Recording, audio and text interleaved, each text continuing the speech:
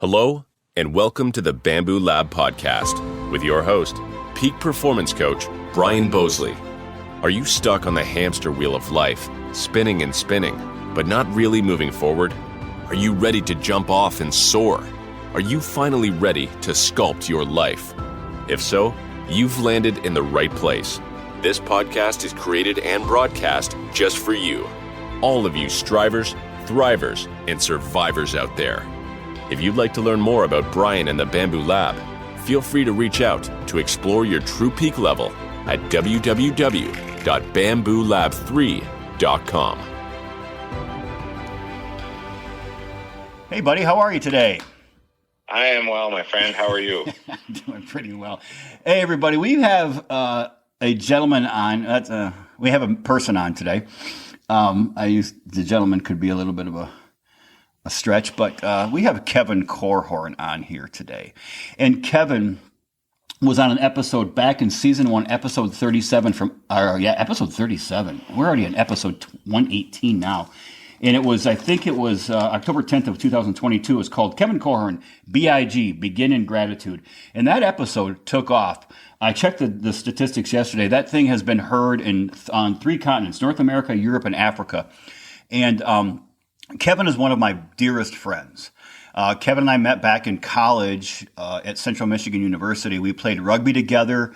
We roomed together. I was able to stand up in his wedding when he married one of the most amazing women, Lori, that I've ever met in my life.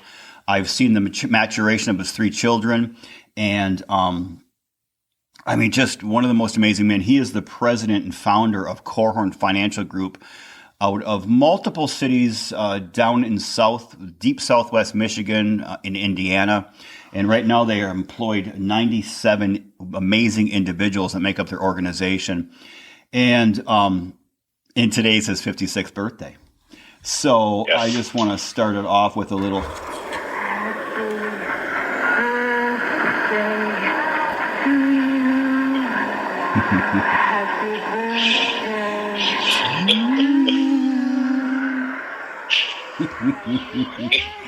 Anyway, buddy, welcome to the Bamboo Lab podcast.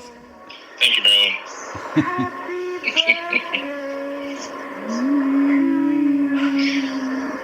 Oh my God, you're 56 years young. Dude, we've known each other for 35 years. It's amazing. Yeah, that's a long time. So maybe 36 years. Yeah. I don't know. It's a long time ago anyway. Mm-hmm. So anyway, everybody, I asked Kevin to come back on. I texted him, last week? Let's do a show. He goes, yeah, let's do one. So I have been able to follow Kevin's personal and professional life now for 30-some years. And honestly, I don't know that I've met a person who I respect and admire more. I would never say that to him, but I'll say it to you in the audience. I've watched Kevin build an amazing family. I've watched him build this incredibly successful enterprise at Korhorn Financial Group, along with an amazingly successful podcast called the Wise Money Show. And I'm going to include a link to that in the bottom of the show notes today. So please get onto that. They've got 37,000 followers around the country that listen to it on a consistent basis. But the way I really respect Kevin, and this is what I told him I wanted to talk about, is the way he's done these things in his life, both professionally and personally, is he's stayed as true as a human possibly can, from my perspective, to some very core values in his life. His family, his faith, and the way he's developed both of his family and his organization has been it's been nothing short of awe-inspiring. And I was able to spend a few days with Kevin and his family down at their home during near Niles, Michigan, during deer season this year in November. And you walk into their home and it is a very peaceful place. And it's a very loving environment. And you walk into any one of his offices that I've ever ventured into, and it's the same environment. It's fun, it's professional, it's business all the way, but done in a very family-oriented way. And I love that about him. So, Kevin, you know I love you, but I probably have never shared that a level of respect that I have for you in my life. But you have my respect, brother. Well, thank you, Brian. That is very kind of you to say, and I appreciate your kind words. And it is amazing to think of how long we've been friends and It's interesting to me when I think about what is it that makes an enduring friendship, and because it's not everyone. I mean, I've met lots of people in my life in different contexts, but not everyone you connect to the same. And so it's been a great ride. It's been fun watching you as well in your various business enterprises and the things that you do and the way that you've grown just as a man and spiritually and other ways. And so it's really cool. Oh, I appreciate that, buddy.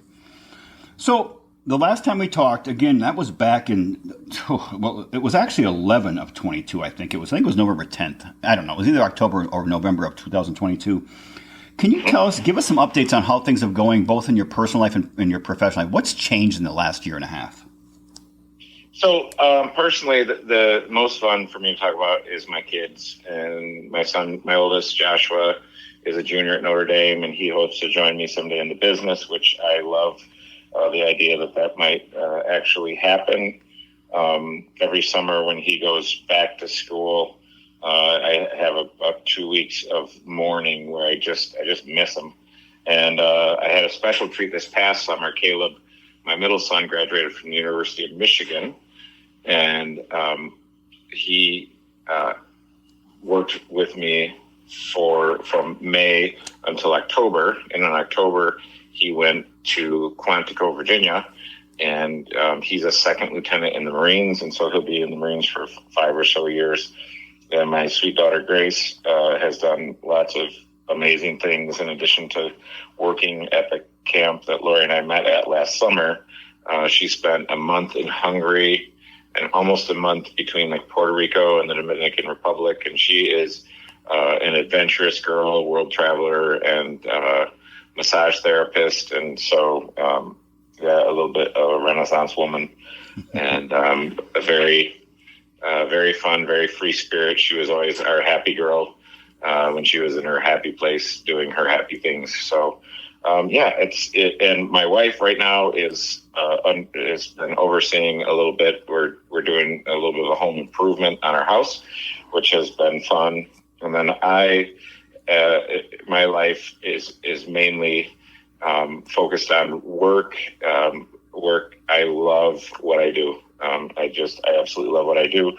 At Korhorn Financial Group, you get your birthday off, and on my birthday, you couldn't keep me away from work. I love it.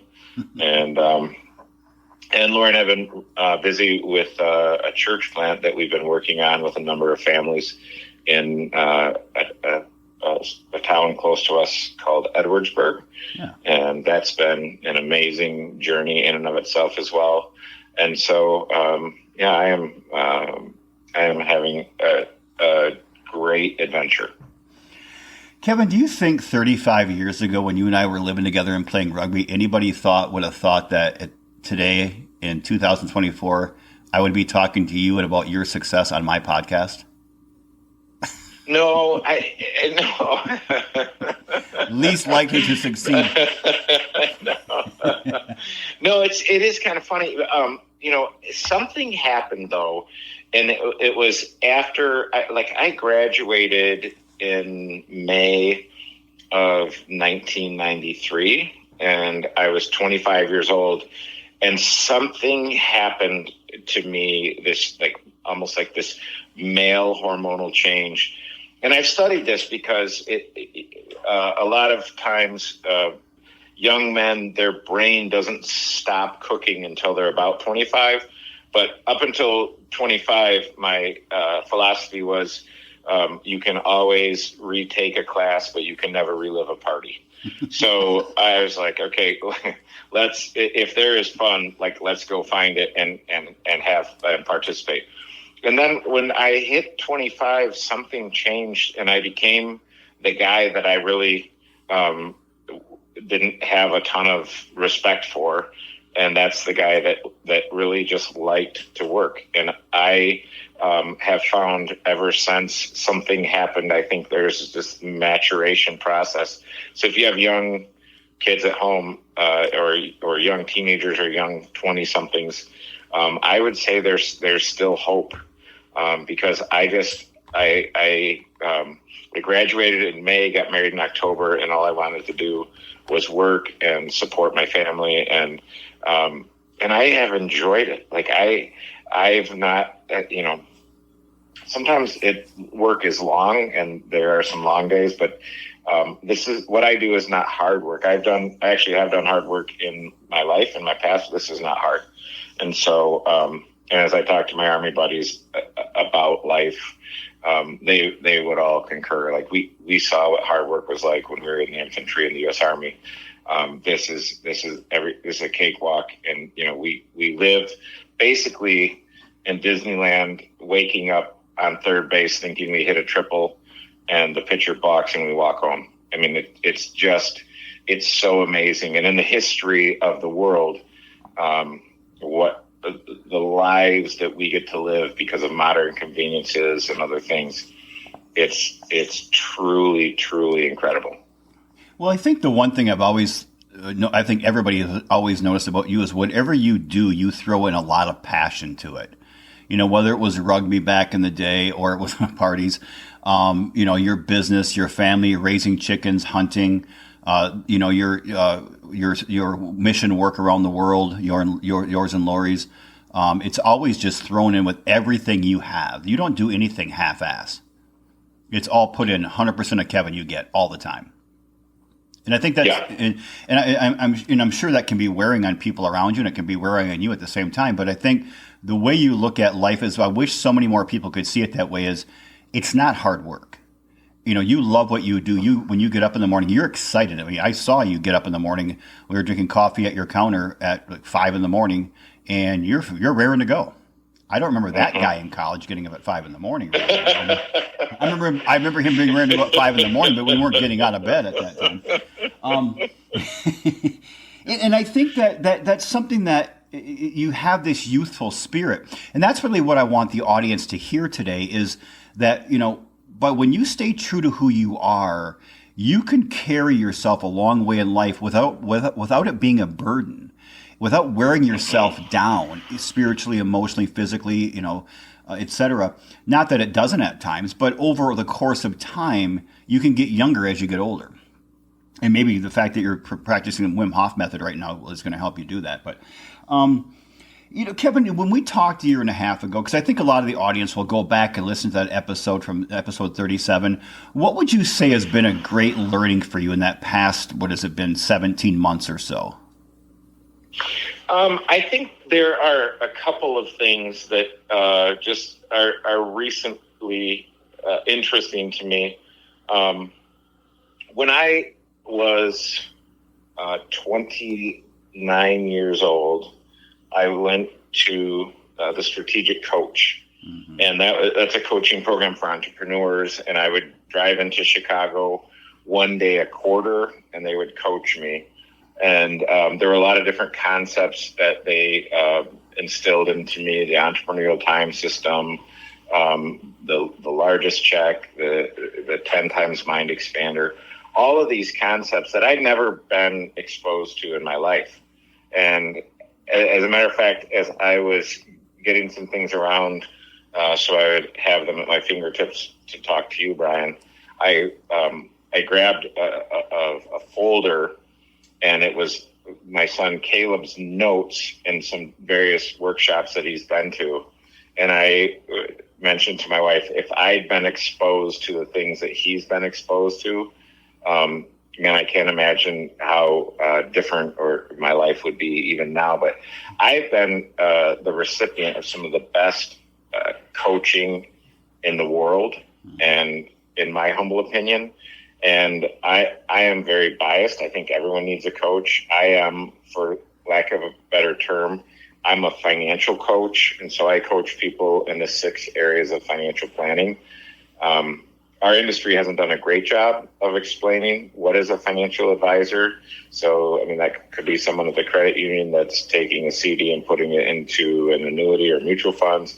That could be someone who works for a large national life insurance company that is a hammer and everyone looks like a nail.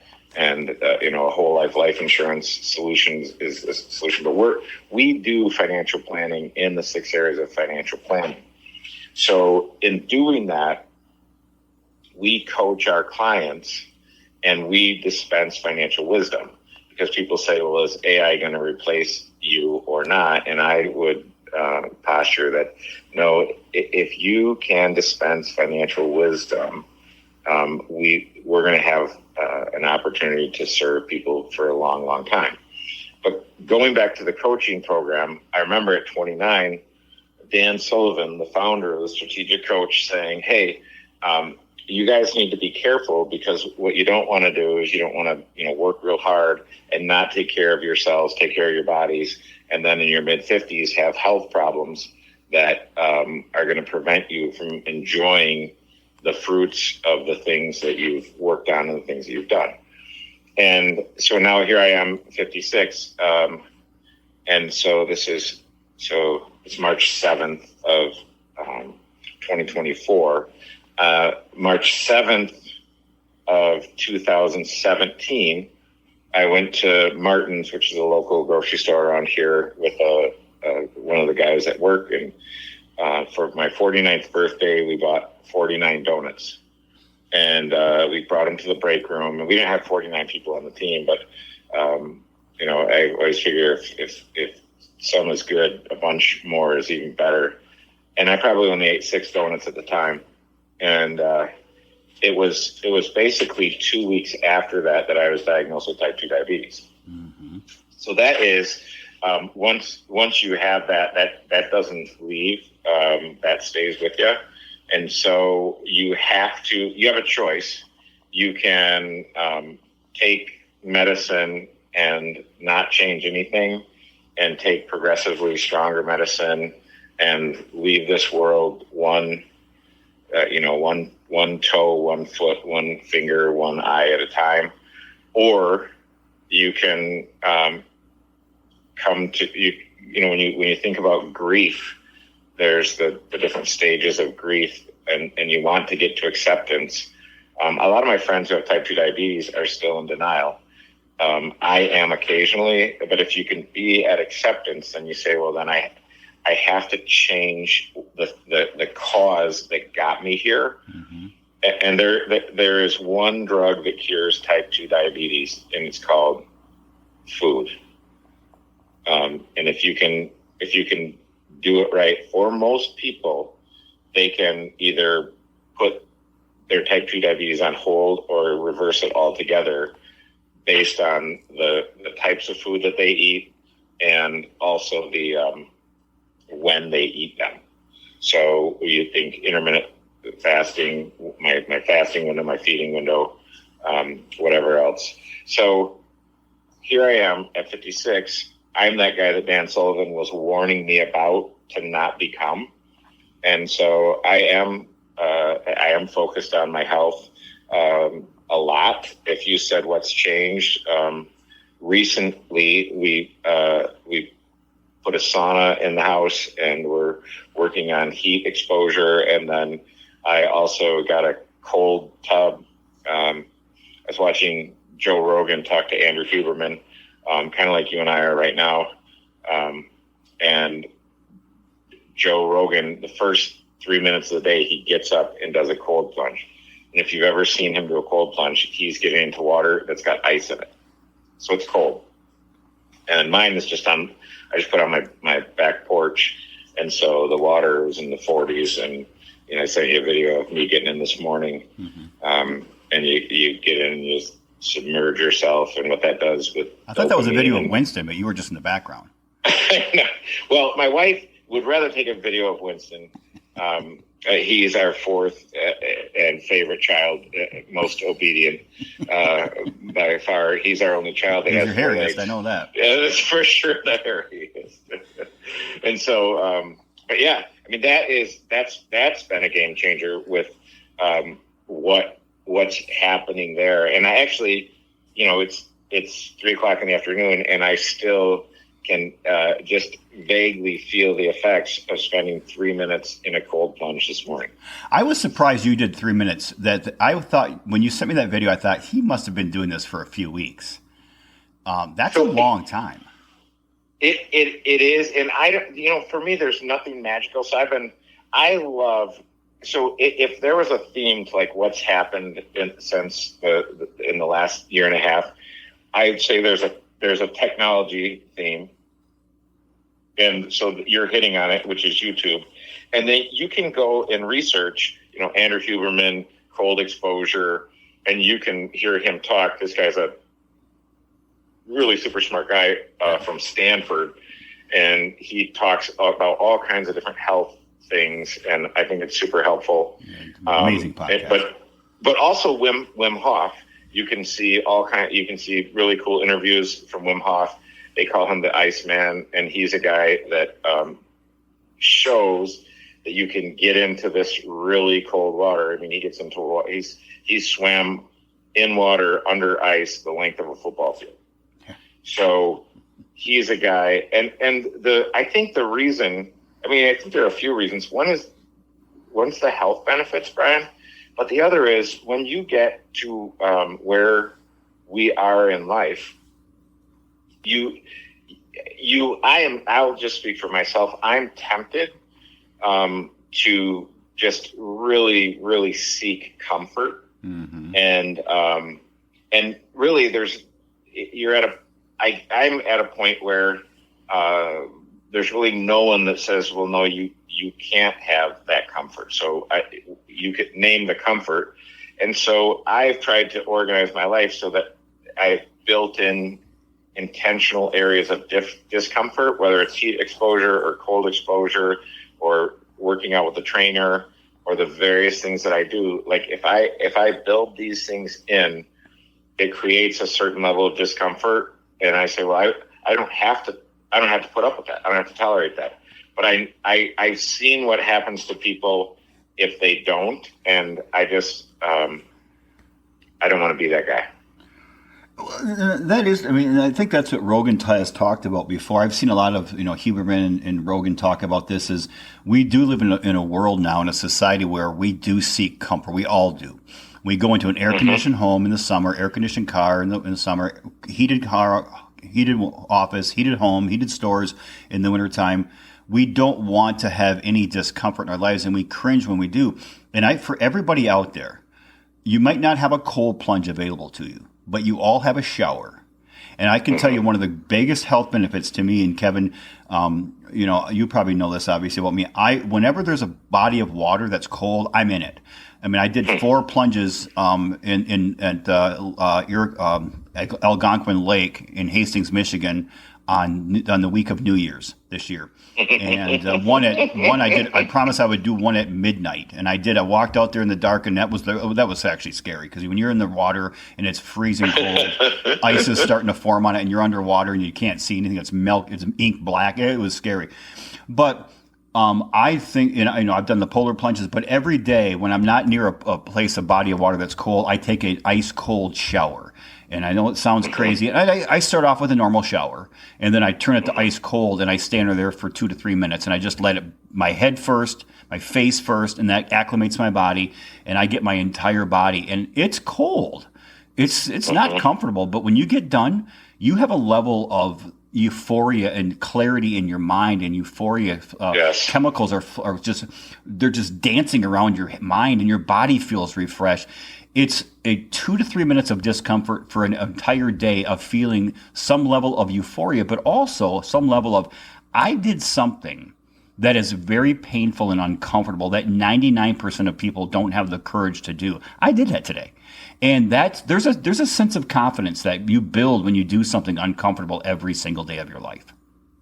Yeah. It's beautiful. And there's a discipline that comes along with that. I like the cold. So my cold plunge, it was like $150 on Amazon, and it's basically just a round plastic container that you fill with water.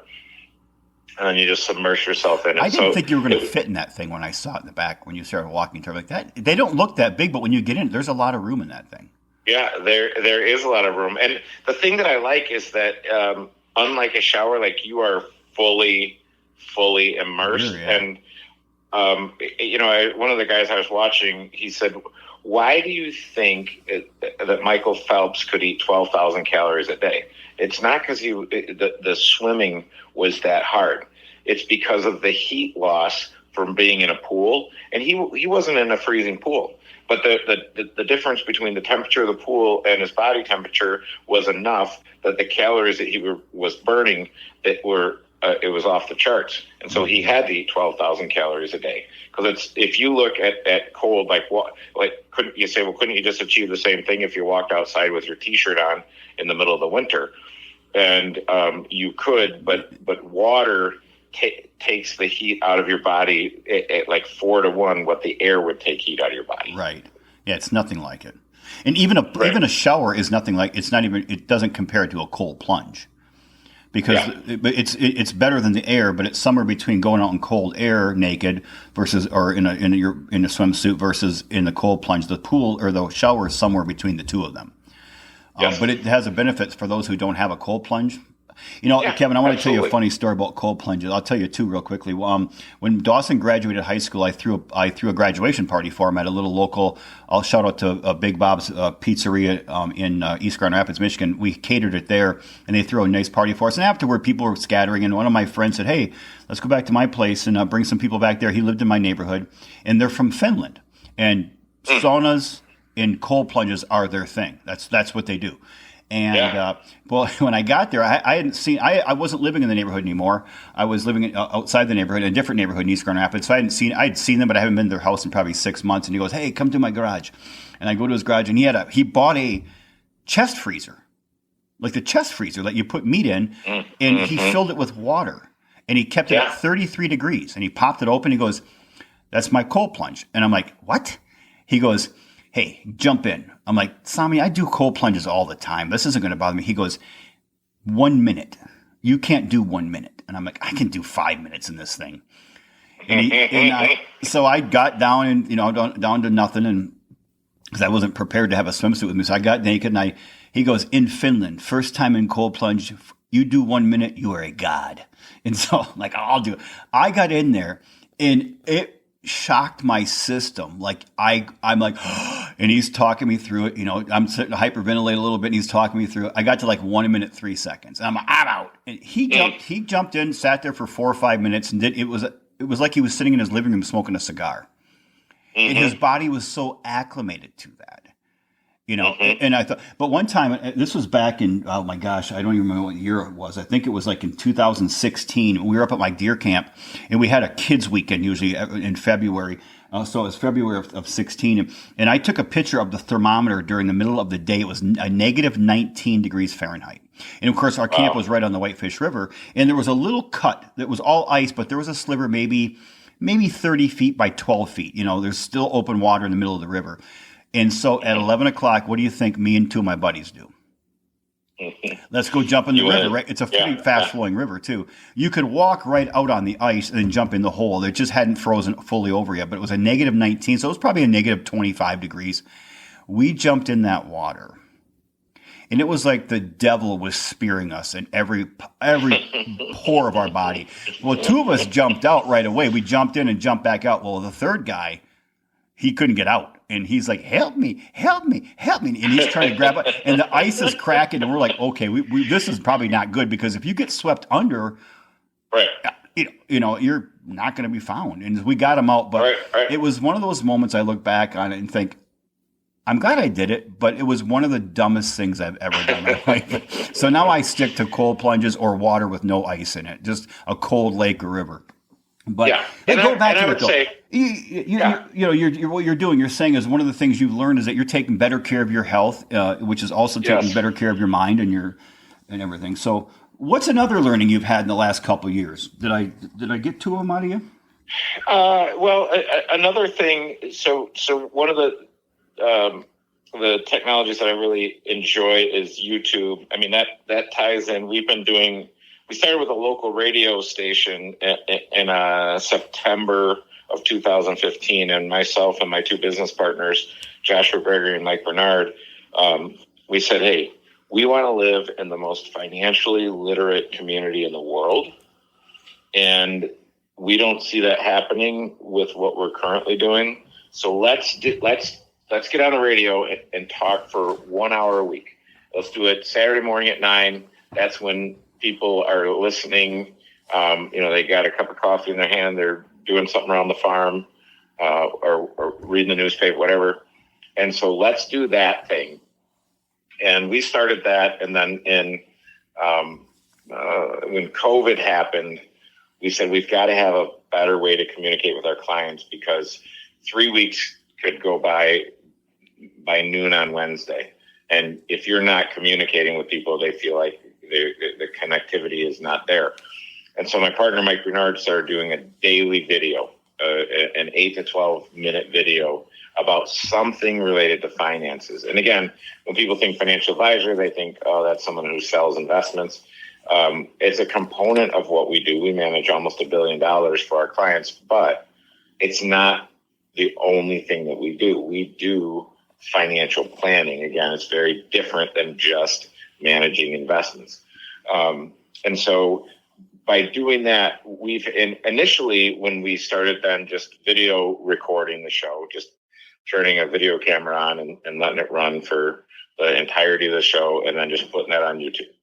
I thought we would have at least 2 subscribers. I knew Leanne Bernard, who's Mike's mom, would subscribe. And I was hoping Ken Korhorn, who's my dad, would subscribe. And I'm like, I know we'll have 2 subscribers. And as the last time I checked, we had 43,000 subscribers. So the access to information today is unbelievable.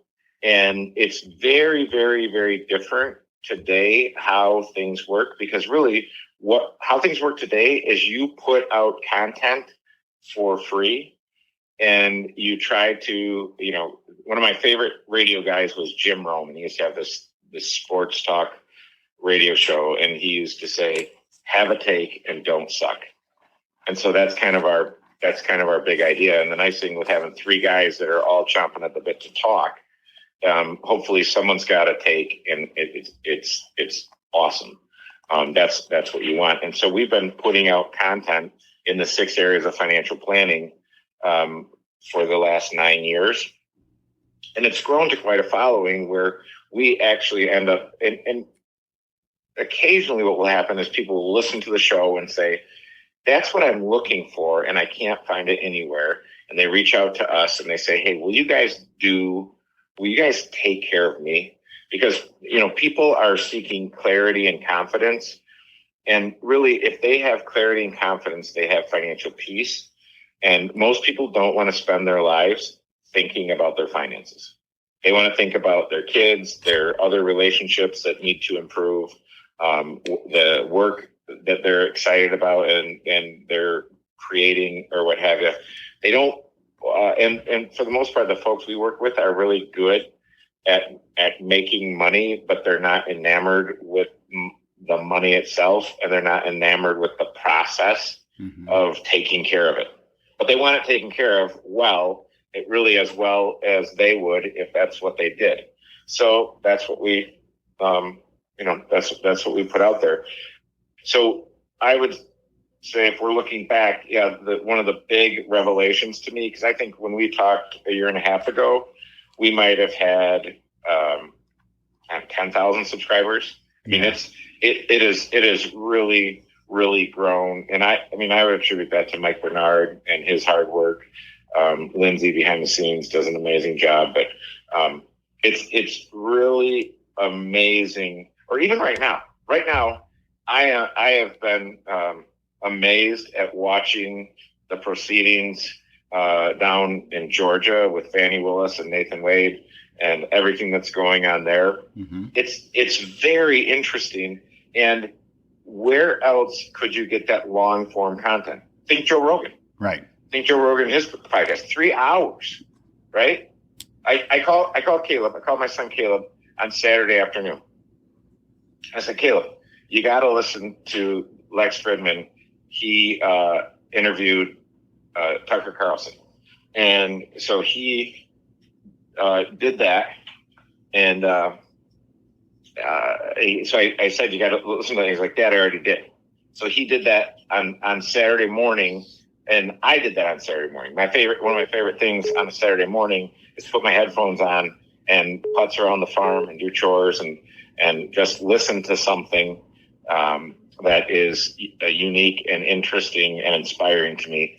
And our ability to access that now because of YouTube it's unbelievable how technology has changed the world. I was just looking through the Wise Money show. I was on your show one time. Yeah. When was you that? were. That was back early on, before we got really good. And it was... that was a little joke there, buddy. So, but I don't know. This is like our first or second season. And it was interesting because we didn't know really what we were doing. I not that we do now, but we had less of an idea what we were doing. And it was great because you talked about goals and goal setting and goal achievement. And these are the core building blocks. That's the DNA. I talk to my team all the time and I say, hey, what makes you successful? And there's just one word: your habits. Yeah, that's it. Watch James Clear. I want to get 1% better every day, and at the end of 1 year, I'm 37% better. 37 That's times. it. Huh? 37 times. Not 37. Is it 37 times or percent? It's times. Hey, figures lie and liars figure. I don't know. But it's 30. I can tell you this. You get 1% better every day, and you'll be 37 something better, and you won't care whether it's 37% or 37 times, because it's amazing if you stay curious. You know, there's a certain beer, their motto is "Stay curious, my friend." But if you can stay curious throughout your lifetime, and go after stuff like you said earlier with a little bit of passion, man, it's amazing what can be accomplished. And the other amazing thing to me is the incredible people that are willing to enter your orb or your sphere.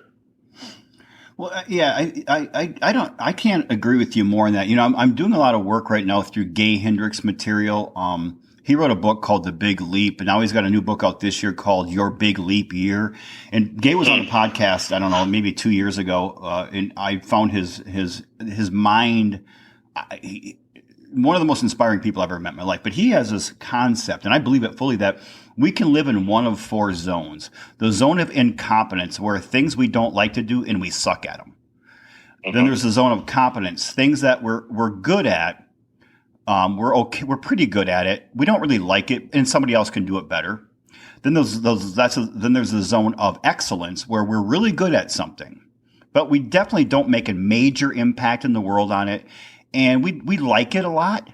We really enjoy doing it, but there is somebody out there who could do it better. But then you live in your zone of genius. Your zone of genius is something that you love to do. You have a passion for it. It's a purpose and a calling for you in life. That really nobody can do it the way you do it in the world. And you make, of all the things you do, that's the thing you do that makes the greatest impact on the world. Very few people live in their zone of incompetence. They don't. You'd quit your job, or you'd quit it if you couldn't get better and you hated it, or you just eventually get better at it. But very few people also live in their zone of genius. Most people live in their zone of competence, where they're pretty good at their job. They don't necessarily like it. Or they live in their zone of genius or excellence, where they're really good at their job and they do really like it, but it's not their true passion and purpose in life. And those two middle grounds are jobs that you work 25, 30, 40 years and you're done. But when you can get to that level of zone of genius, where, man, it's your calling, it's your purpose, you have a passion for it, you're excited to get up in the morning to do it, and it makes an incredible impact on the community, your family, your friends, the world. That's a gift right there. That's a blessing. I had a client text me 2 days ago, and he said, can I ask you a question? What got you up in this morning? And I said, interesting question. I said, well, every day God gets me up in the morning. I said, that's what gets me up. to live my purpose. But this morning, I wanted to prove to myself that I could outdo myself yesterday, because I do planks 5 days a week. That's the first thing I do when I go on the floor and I do planks. And I've been doing that for like 3 years now, 4 years. And I always want to do 1 second better than the day before.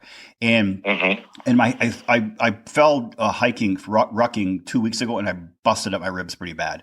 And every day I've been getting up going, I don't care. I'm going to still increase my planks. It hasn't really bothered me to do planks as much as I thought. And I'm like, I want to get up so I can prove myself. That was Tuesday morning. I can do planks more than I can do 1 second, or at least 1 second more than I did yesterday. I did 3 seconds more. And then he texted me back and he said, do you find it weird that you get excited to go to bed so you can get up super early to start your day? Because I feel that way too. And I said, it is weird.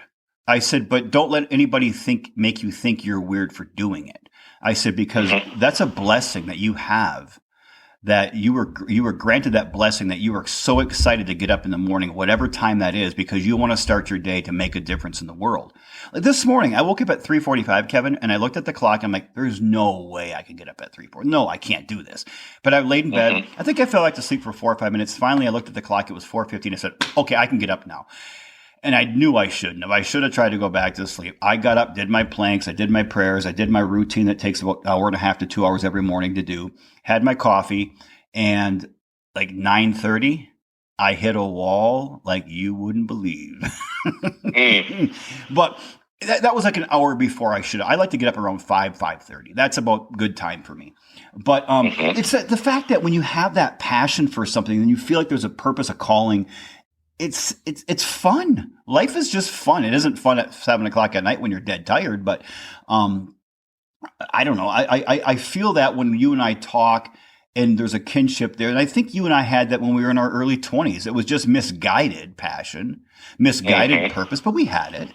We just directed it in things that were really, maybe at the time felt important, rugby and things like that. But in retrospect, they were minor things that probably did create the men we are today, or helped to create the men we are becoming today. But anyway, I think that purpose, that passion is so key. And I just wish everybody listening right now could find, if I could have one prayer right now, it'd be that you find that passion, whatever it is, and you listen to it, you follow it, and you live your life based on that, and you become maniacally focused on becoming better, 1% better at whatever that passion is every single day. And don't let anybody tell you what your passion should be, because we're all granted different passions. So, Kevin, let's go back to the core of why I wanted you on here. So you've built this amazing business with all of your people, with Mike and Joshua and all of the other 90-some people you have on your team, with your family's support and help. You've done that on some core values. And I think core values are incredibly important for all of us to have, whether you have a company, whether you live alone, whether you have, have a standard 9-to-5 job, it doesn't matter. Living by some sort of core values, personally and or professionally, is incredibly important. Can you talk about your core values and how that has steered the direction and the success of Korhorn Financial Group? Sure. When we, in 2017, we started implementing EOS, which stands for Entrepreneurial Operating System. And when you look at any organized human effort, they all have an operating system, whether it's an operating system that's written down and codified, or it's just the way you do things. But there are ways that everyone does things. So as you look at that, we were about 35 employees, and we were bumping up against the ceiling of complexity. And I didn't really see how we were going to be able to grow. I think growth is not hard. I think growth while maintaining excellence is actually pretty difficult. So we hired an implementer. Our implementer was Justin Moss, and he helped us implement EOS in the business. And one of the exercises in doing that is to identify the core values of your business.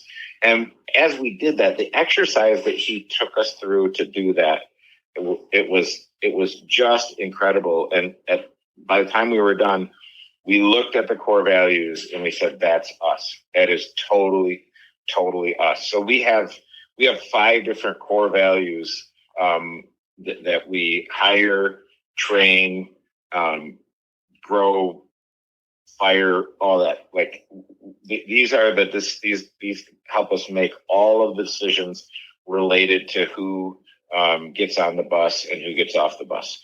And we visit these as an organization once a quarter. So one is Ninja.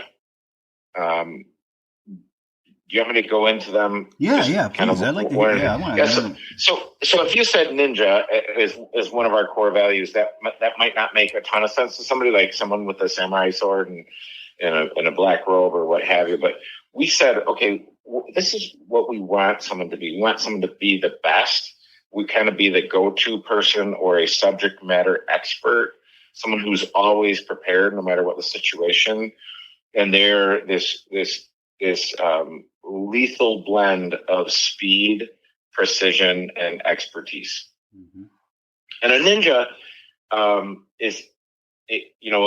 when they asked the Supreme Court what pornography was, they said, well, we don't know what it is, but you know it when you see it. Mm-hmm. And I would say it's kind of the same with a ninja. Like I can't say exactly what a ninja is, but you know a ninja when you see one. And we pointed out some examples of who on our team is a ninja and who do we want to be like. So that is one of them. The second one, and I would say if we've achieved any success at all, and I think, there are different ways that you might measure that, but the only hope any kind of enduring success would ever be true is to have this next core value, which is humble, hungry, and wise. It's one of my favorite writers, speakers, Patrick Lencioni. He would say humble, hungry, and smart.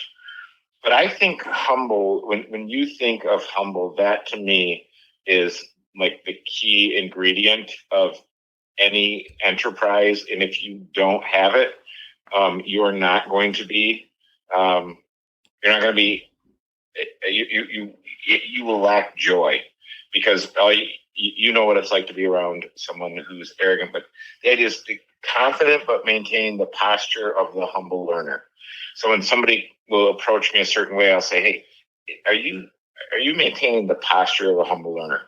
And it's just a quick check, right? Relentlessly pursuing goals and improvement. And it's the highest level of character and competence, because both of those are super important. I love that. Hey, by the way, Lencioni, have you read his new book, The Motive? Yes. Is it good? Yeah. Okay, thank you. Yeah, you're welcome. All of his books are just incredible. Oh, they're amazing. If you haven't read them, he will write a fable. So you have a story for, let's say, 2/3 of the book, and then once the story is done being told, and you're kind of bummed out that the story's over because they're all so good.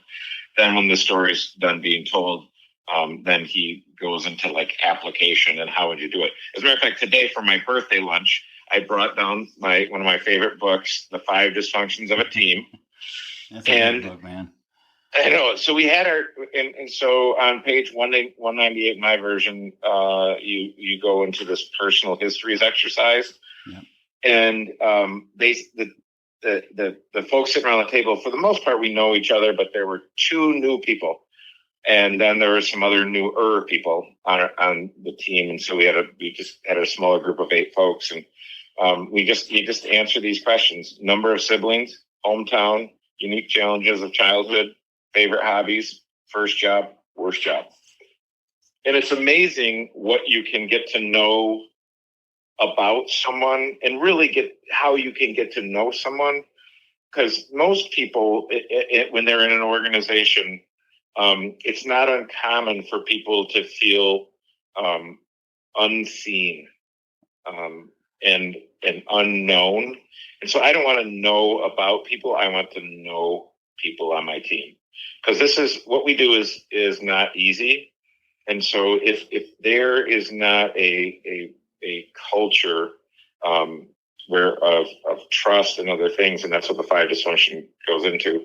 But just asking those simple questions can give you a window into someone's soul. And one of the guys on our team, we learned speaks Russian, and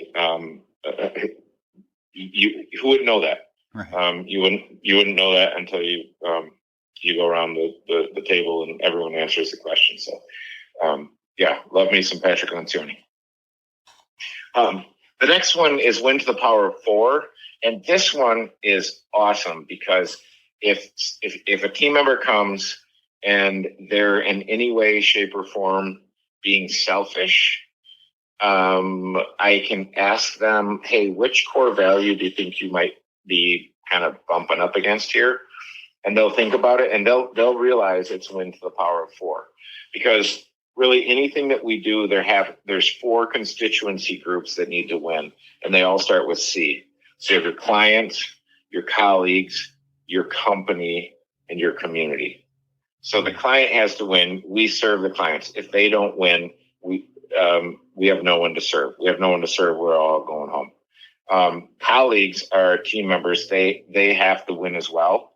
Because if they're not winning, they're not going to stay on the team. And if they don't stay on the team, you don't have a team.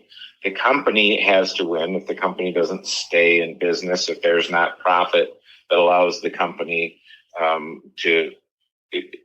profit is a gauge of sustainability. In some circles, it gets a bad rap.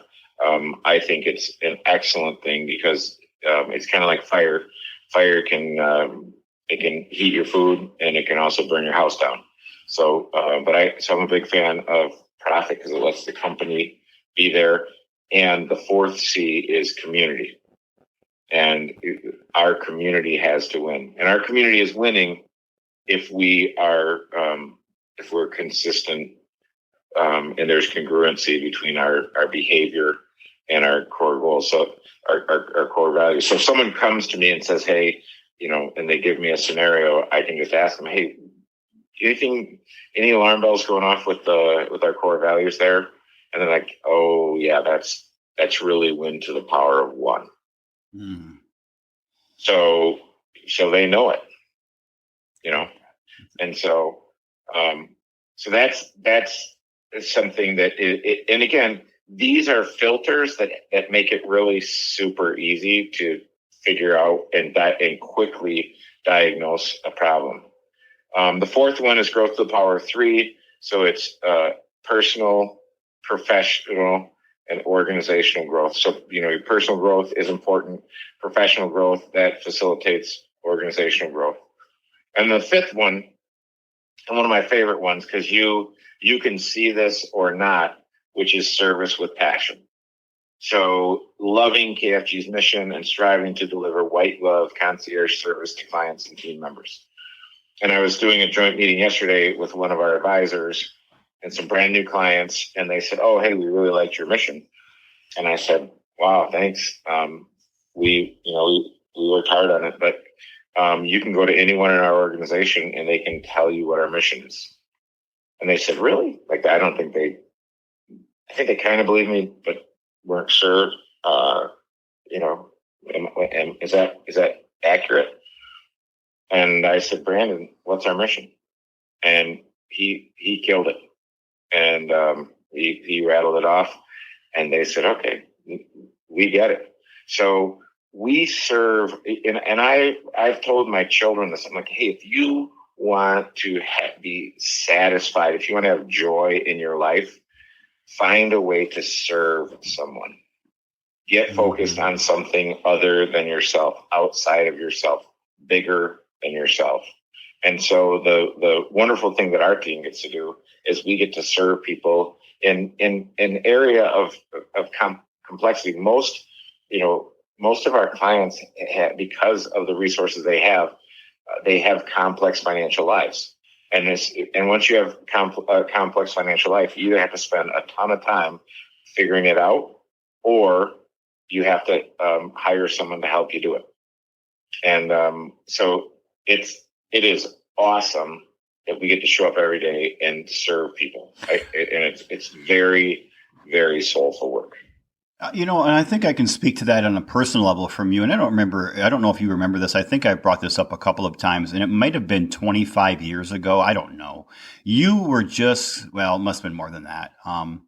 I started doing what I'm doing 27 years ago. So it was maybe 25, 26 years ago.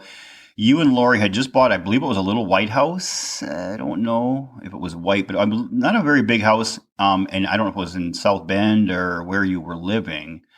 And Mishawaka, yeah.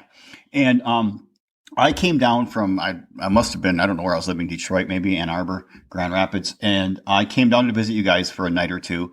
I think I had to bring beer cans back to get the gas money to put in my car. And it was right after I started my coaching. And you were just you weren't struggling, but you were not, the fuselage or the rocket hadn't been really lifted yet on your practice and your business. And I remember we had dinner. I think we went out to dinner, but I don't know. And I went to bed, and there was a knock at the door, and I'm like, what? I'm laying in bed, and you came in. You sat at the edge of my bed, and you read to me Dr. Seuss's "Oh, the Places You Will Go." Do you remember that? Mm-hmm. I do. Yes, I do. And you had signed it and wrote a nice little letter into it, and you gave me a copy of the book. And I will remember that moment the rest of my life. I still have that book, and I still read it every couple of years. I'll read. I just read another version of it. I bought a copy for my grandson. I read it to him a few weeks ago. But that's that service with passion. Even that little gesture that you did to me gave my rocket a little bit of fuel. That, it to the point where now I still remember that as something that somebody at one time, when I wasn't even sure if I believed in myself and what I was trying to do with my coaching practice, somebody out there that I love and respect believes in me. And I know my family did too. But, somebody that I knew very well, who knew me very, very well for many years, believed in me. And I'm like, that gave me a little boost. And it's amazing what little gestures like that little service. I know you serve clients on a much more complex level, but even a small random act of kindness, a random act of service with one human being to another, it can make a person's day. It can change their life like yours did with me. So I think about that, and I think about this idea of being a turtle tipper. And so as you go through life, you'll see turtles that are on their back, and their forelegs are moving, and they're just kind of stuck. And the energy that it takes to reach down and flip that turtle over and get them going on their way, it's nothing. It's nothing. You don't even feel it. But the benefit to the turtle can sometimes be immeasurable. Who knows? It could be the difference between life and death. And I agree with you. It's the little life-giving words. I had a situation where these guys were having some meaningful troubles, and they saw the only solution was, hey, for me to get involved with them financially. And I talked to my very good friend down here, and I said, hey, I'm going to go meet with these guys. They've diagnosed their problem. They think the solution is an infusion of cash to make things work. My sense is I'm probably not going to do that. And I said, and I was telling my buddy about this. I'm like, but I really want to help them. And he said, Kevin, they need what you have. And it's not money. And that is his encouraging words to me. Man, it made me feel, 10 foot tall and bulletproof. And like, all right, I am going to go and help. And I had no idea how I could help. So I prayed about it before the meeting. These guys are both Christians. So I prayed with them in the meeting, and we just asked for wisdom. I mean, it says in James 1, you have not because you ask not. So we prayed and asked for wisdom. And the solution came out in the meeting. And part of it is because I've been doing what I do for a long time. So I've seen a lot of things, and I have some ideas and some financial wisdom. And I actually got a text from one of these guys just the other day, and he wrote to me because I told him, I'm like, look, I want to help you guys, but it's just a quick little flip. That's all you guys need. And he said the turtle just got tipped back over, smiley face and thumbs up. And so, but without my friend's encouragement to me, I might not have had the courage, or I don't know, the strength. I don't know what it was to go into that meeting, because for some reason I was doubting myself. Mm-hmm. And and here's the confusing thing: you can't look at someone and say, okay, that dude is doubting himself, and that dude is overconfident, so he needs to be taken down a few notches. You never know. You never know what someone's going through. So I think, one of the other, we have an acronym around here, which is SHAPE. That's probably a different podcast. But S stands for spirit. And the question is, am I an energy giver or an energy taker? And you can close your eyes and think, well, who is it in my life that's an energy giver? And who is it in my life that's an energy taker? And the reality is, it doesn't really matter who's the energy giver and energy taker. Because what I have control over is what I am. Right. So I want to be an energy giver in every direction, in every interaction. And I am, oh my word, I am so flawed, Brian. I don't have to tell you that. And certainly my family in love gently reminds me when I get that one wrong. Because man, it's way easier to get it wrong than it is to get it right. But if you're striving, I mean, that's the thing. Because at the end of the day, someday we are all, my favorite parable from the Bible is it's the parable of the talents. And one guy had 1 talent, one guy had 2, and one guy had 5.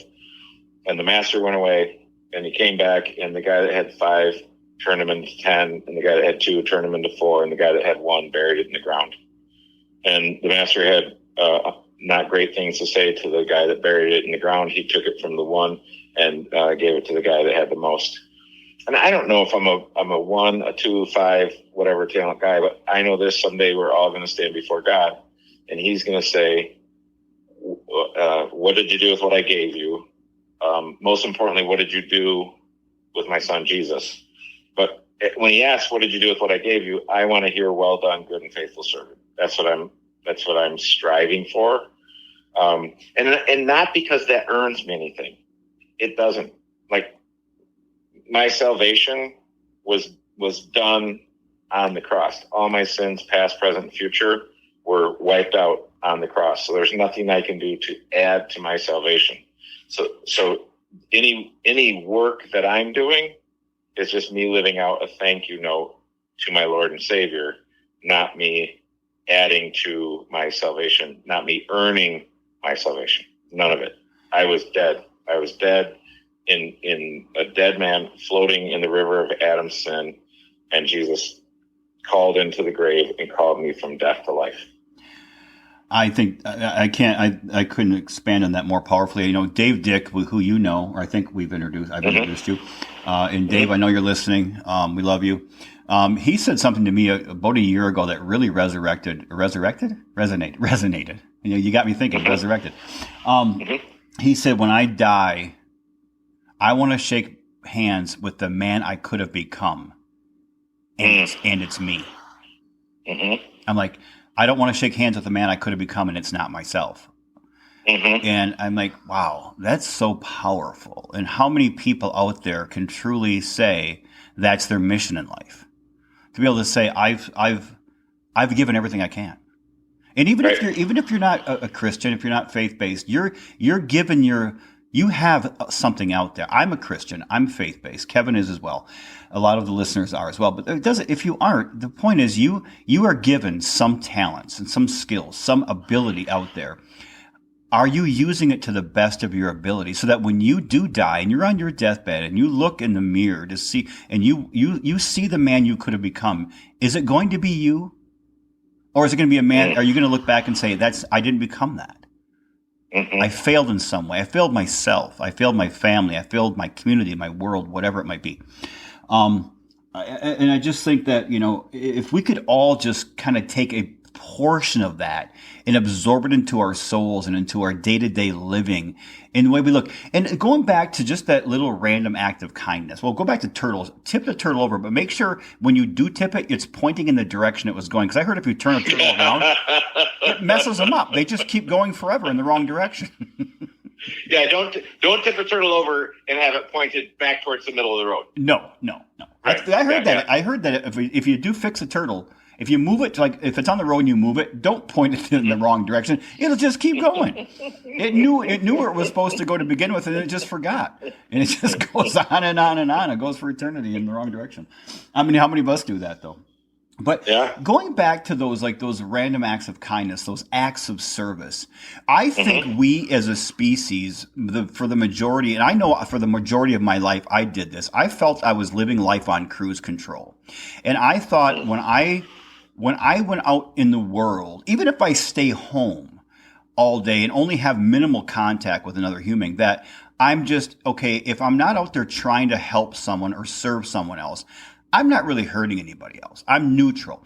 Well, what I learned through the research I've read, but also through my own experimentation, is that you are always giving off either positive energy or negative energy, because every interaction between two human beings is simply the exchange of energy. And energy never dies. It's never neutral.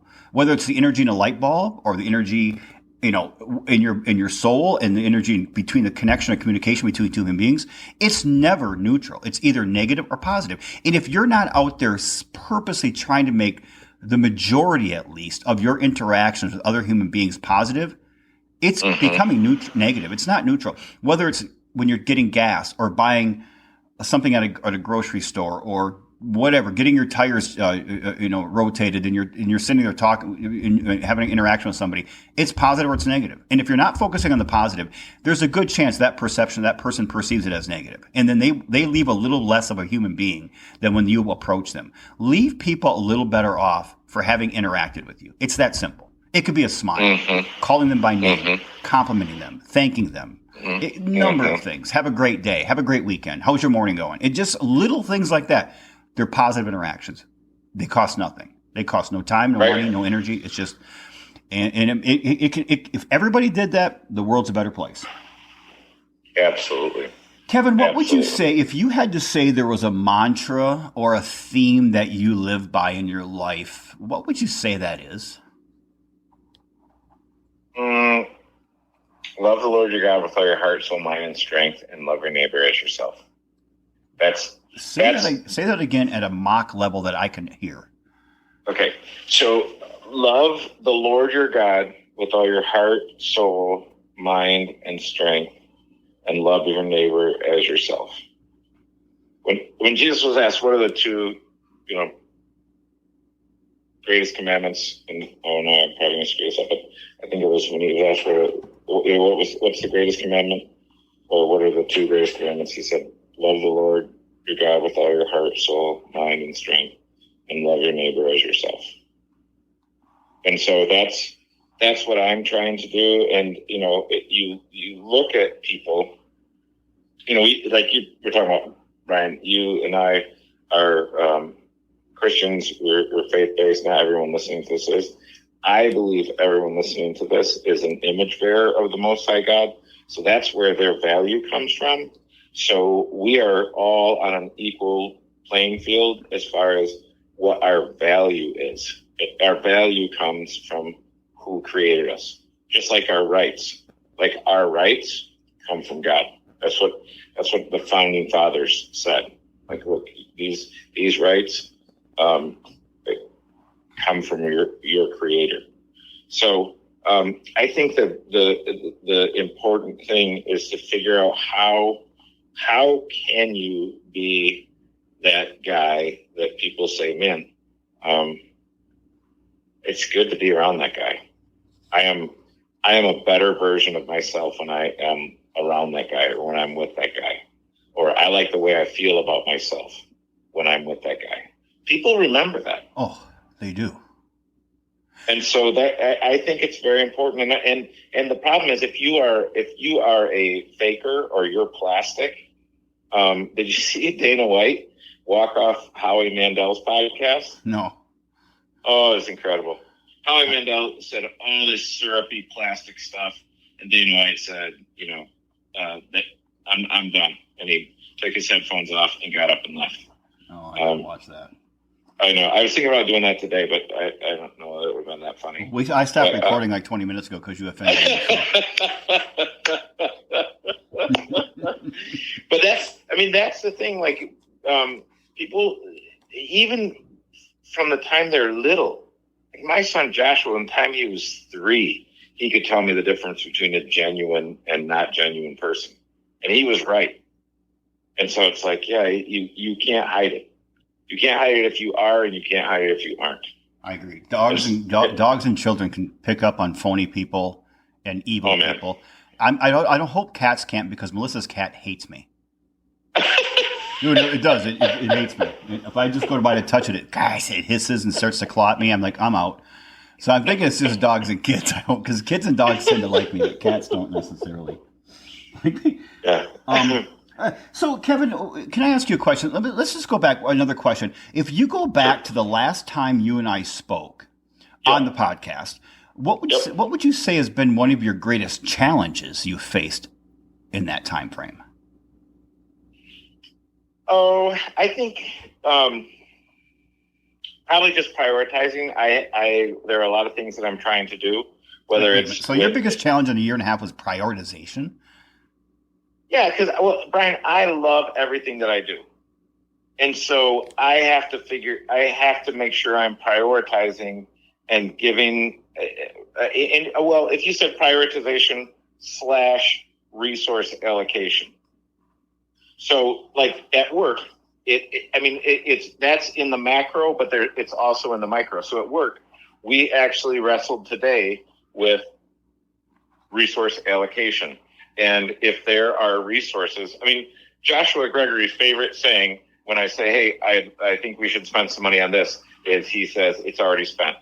Like he's always, and he's probably the only reason why we're still in business. I remember when you hired him. I do too. He's come a long way. He's as old as Caleb. Caleb will be 23 in May, and Josh will have been here 23 years in May. Oh my goodness! And he has. You coached him at the very beginning. Coached him. Yeah, that's right. And but Caleb, actually, Josh, you're welcome, Joshua. Well, the funny thing is, Joshua, even when he first started, probably could have coached you and I. I have no doubt. He is a guy that has wisdom beyond his years, and I don't deserve to work with a guy that's that great. He is. We joke because he's the spokesman for our organization, and a lot of times people think, when we have company meetings and other things, and he's the one that speaks and leads those things, and like, well, why don't you do that, Kevin? I'm like, well, because when I do it, there are 3 people that come up to HR and complain after I'm done. And no one does that when Joshua talks. And Joshua, we've all agreed that if we're ever going to get told that we have cancer, or that like our whole family died in a car crash or something like that, something like the worst news possible, we want Joshua to tell us. Because he can say things in the most incredible ways that you can't even imagine. And you can hear some tough things from Joshua in a way that you don't, feel bad. I don't have that ability. I don't either. It is a special ability. Well, and the problem is, Brian, when someone's good at it, like Joshua's good at it, I look at him like, I could do that. And then I get up and jumble it and screw it up and interrupt myself and lose focus. And I'm like, oh my. Where's Joshua when you need him? So, and the funny thing is, there are 2 guys. So Joshua is incredible at it, but Mike Bernard, my other business partner, is equally as good. So these 2 guys are both that great, and it makes me feel inadequate. But you know what? I think you once told me, you said, be yourself. Everyone else is already taken. Yeah. And I think that's one of the best pieces of advice that anyone could ever receive. Like, hey, I need to be myself, and I'm not as good as Joshua at certain things. And if I spend my life comparing myself to him, I'm just going to be miserable. And is that what I want to be? My whole life is miserable. No, I don't want to be miserable my entire life. I think the advice I actually gave is when you were trying to copy me in life, I said, be yourself. I'm already taken.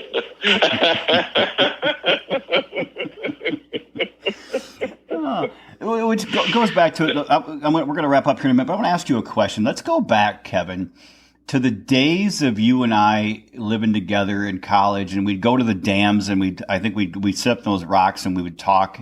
For those who don't know, the dams were they were dams, I guess, but I remember just being rocks and river near our campus. And we would sit there and talk. And if you and I could go back to that moment right now, and you could give your 23-year-old, 24-year-old self some advice, some words of wisdom, what would you say to yourself? I would say, don't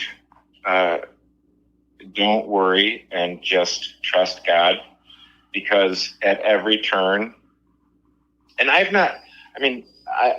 God has made very pleasant places for my feet to land. So I'm one of the most blessed men I've ever met. But I have had some challenges, and my mom died of cancer when I was 29. My brother died the year I turned 40. He was 41, and just other things. It's easy and fun to talk about the things that go well, and not everything always goes well. So I think I would just tell myself, don't worry, enjoy the process, because I have this restless heart where I'm always part of this curiosity thing is also this kind of chronic restlessness, where there's more to do, and so get after it. And I think I would just tell myself, nope, just rock steady and be patient and let it come to you. If you have the right habits and you are doing those things on a consistent basis, truth is a time-released capsule. So time and truth go hand in hand, and over time, if you're doing the right things, eventually the right results will come. Truth is a time-released capsule. Mm-hmm. So I'm going to just encapsulate what Kevin just said there, because we talked before the recording today, and this is something I haven't shared with the audience much, but I have felt my entire life that I've been just trying to control life so much, my professional life primarily. And things haven't always worked out the way I've wanted. I've been very happy, but I've always known that I never reached my full potential. And it was not very long ago, I finally said, and I said this to God for those who are faith-based, and for those who are not, you can say this to the universe if you'd like. I just said, take the wheel, because I've been struggling all my life to control what I do, when it happens, when I reach these levels of success, the time frame and all of that. And once I started literally saying, take the wheel, I'll practice these really good habits that you've given me that are my foundation in life. I'm going to master those habits, but you take the wheel, God. When I did that, number one, the stress went down. The pressure that I put on myself went down. But the weird thing is, and Kevin, you and I talked this prior to recording, is that those things started happening in my life. These little monumental lifts started occurring, and I could feel it internally, and I could also feel externally. It really has opened my eyes to just this magical land. So what Kevin said here is, don't worry, trust God. I'm just enjoy the process, have the proper habits, and then be patient with it. Rock steady during that. And don't put time constraints on everything. Truth is a time release capsule. It'll happen. what you need, what you truly are destined and designed to do in this world will occur if you trust the process. Trust God. If you don't believe in God at this point, if you're questioning God, trust the universe, because maybe God is the universe, So whatever you pray to, trust it, trust that, and be patient, but get better, 1% better every day at your passion, whatever it is, man. Just be better at it, and during that time, practice servitude with others. If you feel depression, go help someone else. If you feel lethargic, go help someone else. I tell you, it is the greatest cure. Jay, before you do that, spend 3 minutes in 40-degree water. Then go do it. I'm going to send everybody the video of Kevin. Don't wear those shorts, though, please. Wear something more flattering. I have no sense of style or taste.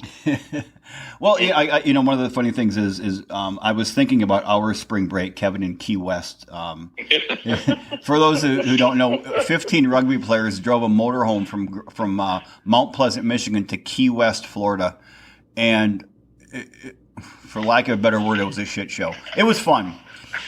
And then I compare my son Dawson right now. He and his lovely girlfriend Audrey are in Oahu. Oahu? Yeah, they're in Hawaii right now, and their spring break has been a little different. They have done no drinking by the pools. They've gone to the beach every day for a little bit, but they've seen the Japanese temples. They've hiked the mountains. They've been to Pearl Harbor. They sat in World War II bunkers. And as we're doing this podcast right now, they are 3 miles off the coast in a boat, free swimming with sharks.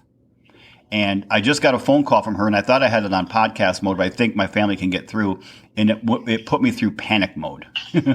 So I texted, and it was Dawson saying, "We're done, everything's good," but his phone is dead.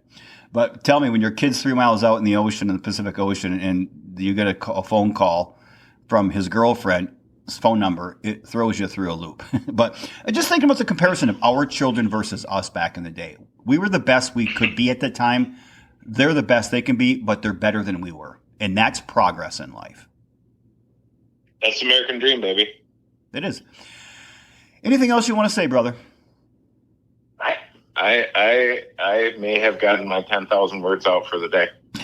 You get that out by noon every day. Hey, well, anyway, I stay on the line after we wrap up here, please, for a few minutes, so I can, give you my love without everybody listening. Thank you. You know I love you. You're welcome. You are the dearest of people in my life. You are one of my most nourishing human beings I've known. I've been blessed to know for over 30 years, 35 years, whatever it's been now. And I love you and your family immensely. And God has blessed you. And because of you, I am blessed to know you. And God has blessed me through you. And you are the one person who, in college, we would argue, as I was an atheist in college, and you were faith-based, and you and I would battle. I remember sitting on your waterbed. That tells you how long ago that was, when waterbeds were cool.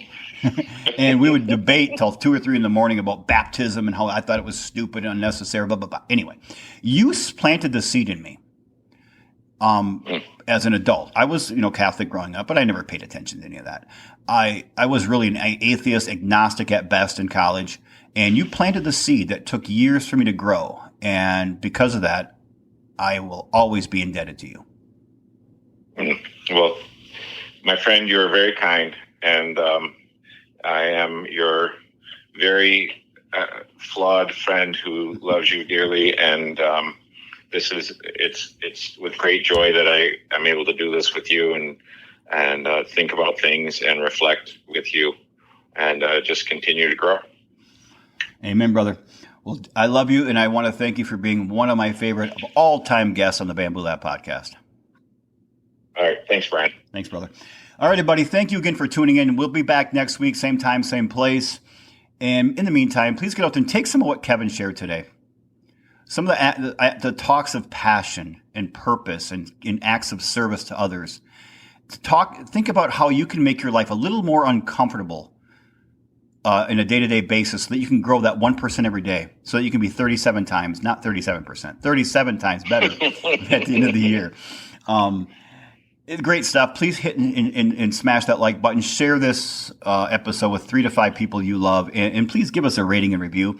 And write in. I want to hear your texts, your emails. I want to hear what this episode did for you in your life. I love you all, and I appreciate you all. See you next week. In the meantime, get out there and strive to be and give the best that you have to offer. Show your love and respect to other people, but also show it internally to yourself. And by all means, get out there and live intentionally. See you all later.